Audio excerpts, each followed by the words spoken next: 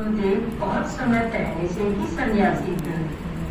सन्यास अर्थात त्याग। जैसे श्रीमद् भगवद गीता में भगवान श्री कृष्ण ने अर्जुन के पूछने पर सन्यास शब्द के अर्थ का वर्णन किया है कि सभी शास्त्र विहित कर्म आसक्ति और फल की इच्छा से रहित होकर भगवत अर्थ निष्काम भाव से करना रूप त्याग ही संन्यास है।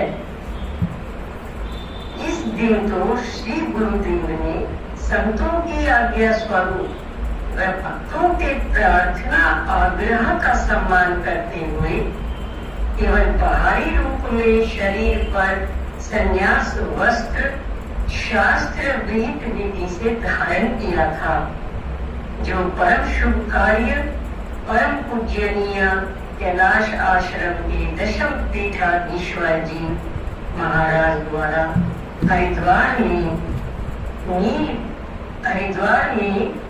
पवित्र नील धारा के तट पर संपन्न हुआ। महाराज श्री ने स्वयं ही कहा था कि माता जी तो सच्चे सन्यासी बहुत पहले से ही हैं, यह तो मात्र औपचारिकता है। एक सच्चे सन्यासी के सभी गुणों से परिपूर्ण थे मेरे प्यारे गुरुदेव।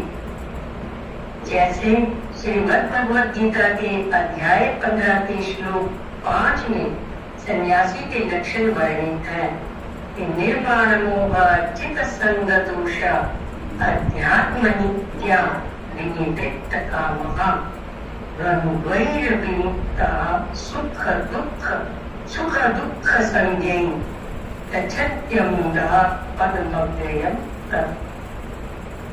ये सभी गुण उठ कर श्री गुरुदेव में खड़े हुए थे, जो कि हम भक्तों को भी उनका आभास होता था।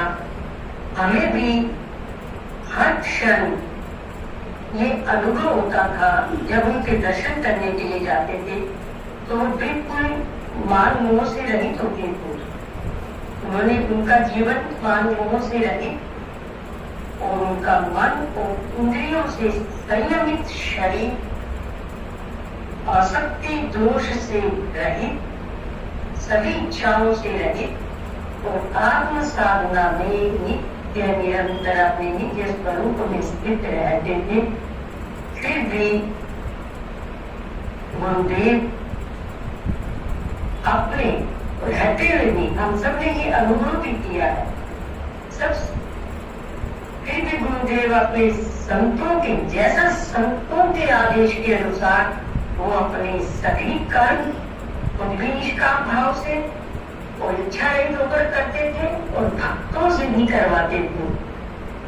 और जो भी उनको अपने हम नादान बच्चों को उनको जो भी कुछ सिखाना होता था तो गुरुदेव खाली समझाते ही नहीं थे, बल्कि वो प्रैक्टिकल करके भी हम लोगों को सिखाते थे।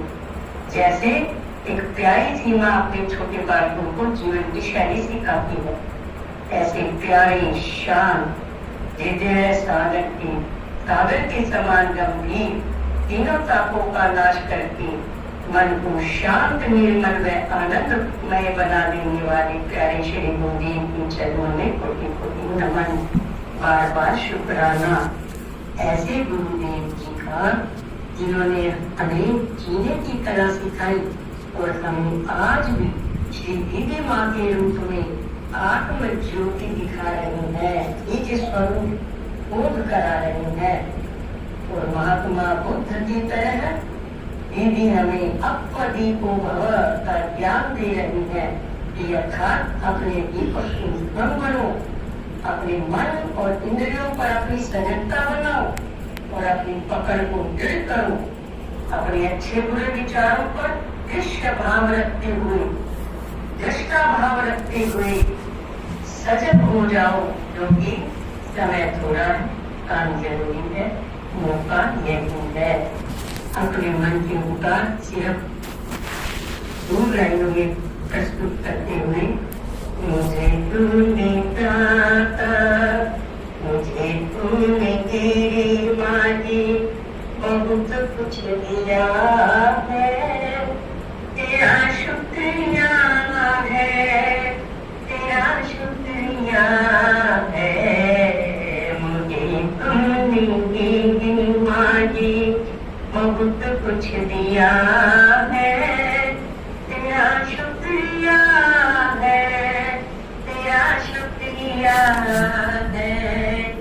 न मिलती अगर हुई दात तेरी, जमाने में क्या थी औकात मेरी, तुमने सजी के काबिल किया